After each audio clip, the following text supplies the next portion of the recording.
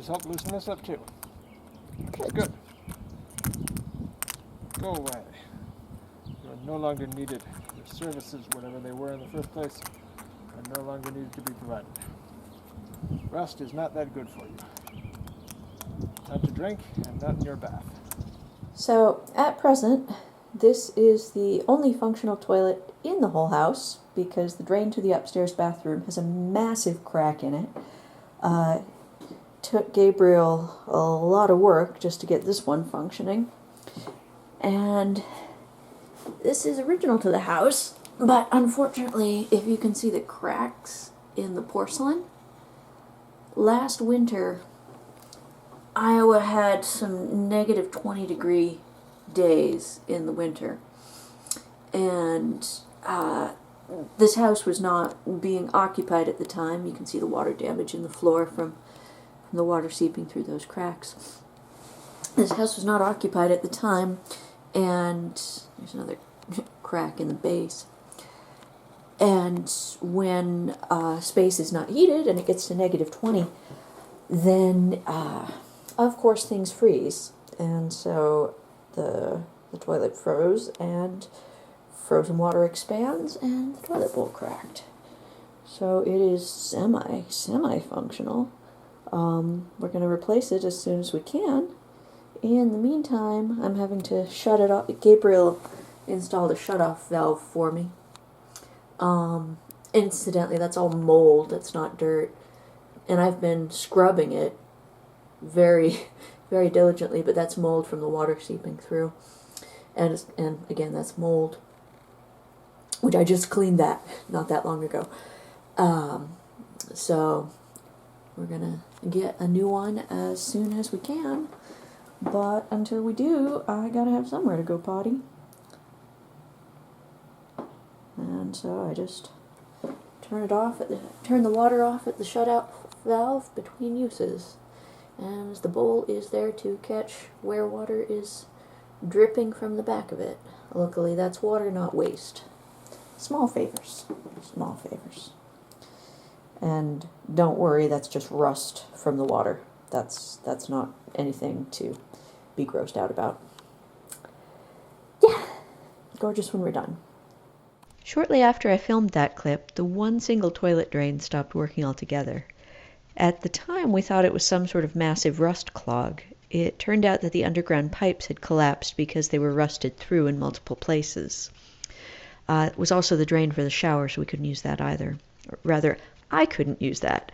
Gabriel had gone back to Washington for work, and I got stuck using a privy all summer and into the fall. Now, this got particularly interesting when a hive of wasps took up residence on the privy.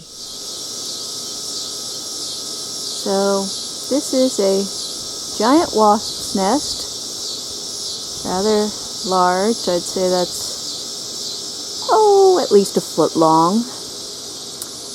And probably a good 8 inches wide, right next to my privy, which I've been using for a couple months now, well, maybe more like 3 months, because there's no functional toilet inside the house. And,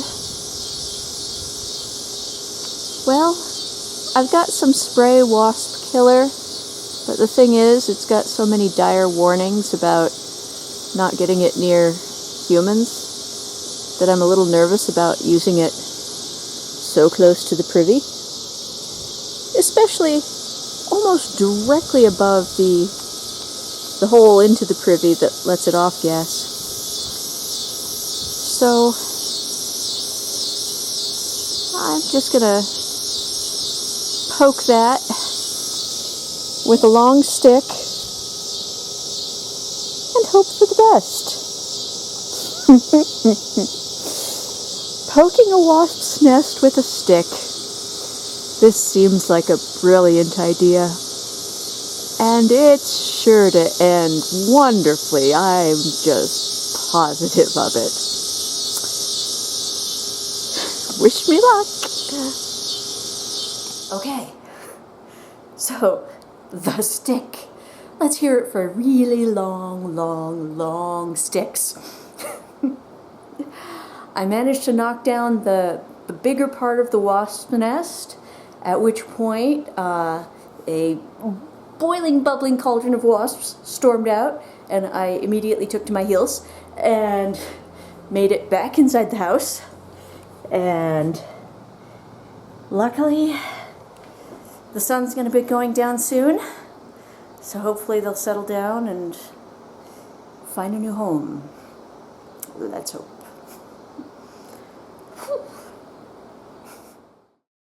After the drains went, the next thing to fail was the hot water heater when the bottom just totally finally rusted through. I wasn't using much hot water at that point because the drains weren't draining, so I was just using little bits of it, but even so, just having none at all, it didn't help my frame of mind. On the other hand, what did help my mood was when Gabriel managed to land a job in Iowa and he was able to join me. As soon as he was here again, he got right back to work on the plumbing. Now, as you may recall if you were doing any sort of house repairs in the Midwest in 2021, supply chain issues were making even the most ridiculously basic supplies virtually impossible to come by, so his order of operations was largely determined by what materials he could find and when he could find them. Meanwhile, we still had the issue of the non-functional drains. So the AccuJet guys have put in this large machine to be able to put a liner up the cast iron stack of the plumbing. And this is hopefully going to fix the fact that there's a crack in that and just basically line it. They're going to run their steam hoses right through this window here. And then this is apparently going to basically push a fiberglass sock up through the whole pipe and then cure it in place using high temperature steam. Should be pretty interesting. So the pipes got clogged right where this whole stack goes down into the concrete slab. It filled up with rust flakes over the years and it wasn't having enough water run through it to actually clean it out.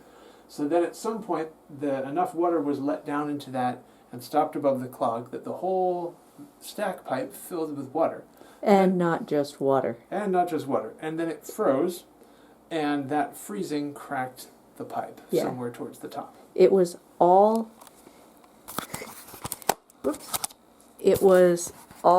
of the waste from the two upstairs toilets. I saw that stuff when the first set of plumbers took it out. I had trouble sleeping that night. It was nasty. Hopefully this is a good fix. It should work. Supposedly this sort of lining is supposed to last about 60 years. That's long enough. And the clog, they said, should be very easy to remove once they have the pipe lined.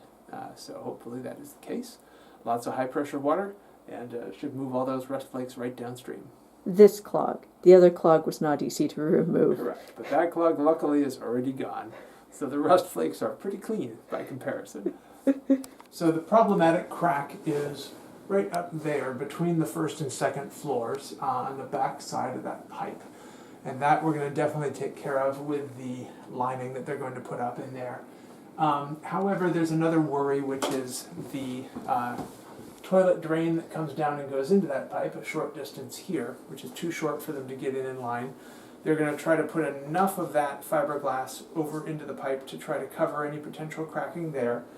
But if there is a crack further up in there that we can't see, then it may leak. So we are preparing for that by putting some buckets here. We'll move them to where they actually need to be if we see any drips. And then we'll know that we would have to take up the floor in the bathroom and replace that pipe or do something about it, like coat it with rubber or do something to prevent those sort of leaks. But hopefully he said that the crack could just be cracks in the rust that's inside the pipe and not a crack that goes all the way through. And I hope that the fiberglass will cover what there is and provide us with a leak-free experience. That is, in fact, the goal. I sure hope so. Yes. I sure hope so. And then the downstairs toilet, he says the pipe is good, and we can leave that as it is, but the problem with that is that I need to get the proper adapters to mount the new toilet bowl that we got to the wonderful old copper tank. And the new toilet bowl uses a smaller diameter pipe, So I need different adapters. Then I can put that one in place. But the old one wouldn't have fit any adapters that are The old one had, well, currently the old one is available. long before any standards exist for most of these things.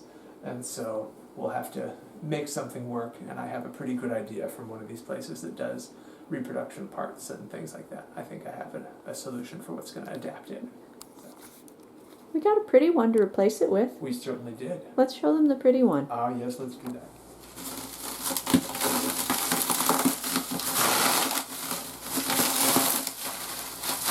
Beautiful floral decorated toilet bowl. So there's the top of that copper tank too. So many good details here. And we get to keep the original sink, which is going to be beautiful. I may replace those rusty faucets eventually, but definitely keeping the original waste drain. I like those. So the liner is up in the pipe, and now it's curing, and they're curing it with steam under pressure. They've got a boiler out there operating, and they're basically venting steam up through the whole stack and keeping it at the proper temperature in order to get everything to cure. It's taking a little while, and once it's cured and then it cools down, then hopefully we're going to have a functional pipe again. That's the goal. And fingers crossed. And will a functional pipe be a step on the road to a functional toilet? A functional pipe will be a big step on the road to a functional toilet. 2 functional toilets in the long run. So that'll be a big improvement. So the pipe has now been lined all the way from about the floor level in here, maybe a little bit lower, all the way up through here, past where the toilet and the tub and everything go in, and up even further almost to the attic vent. And then the hope was they were going to increase the pressure more than usual to blow some of that fiberglass out into the toilet drain, because there's a crack right at the corner. And with enough pressure, they managed to create a bubble out into it, which even when they cut out the hole afterwards still covers over the crack. So hopefully we'll be absolutely good with no leaks in that area. That is what we were going for. Now they have to clean out the actual drain, so I'm going to go watch them do that. So the hydrojet water pressure wasn't enough to break that plug free, and the vacuuming from the top wasn't enough to try to break that plug free. So now they're going to use the cutting tool that they used to cut the hole in the side of the pipe for the toilet drain, and they're going to use that to clear out the plug. Mechanical methods. So hopefully this does the trick. This is obviously a very difficult plug. So here is that drain in the basement that we were having trouble with, and comes all the way down from the second floor and all the way down here, and it was plugged right there where it went into the floor.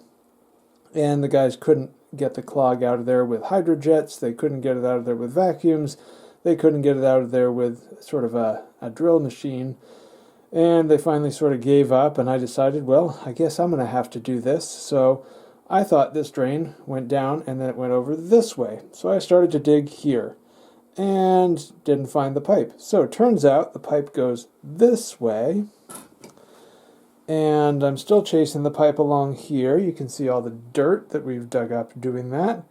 And what I discovered partway down this pipe is a nice big hole in the pipe. It looks like it rusted through, and then it filled up with the clay that everything is buried in, and then that clay hardened up after it dried when it wasn't used for a while and became kind of like cement. And that is what is blocking our pipe, one way or another.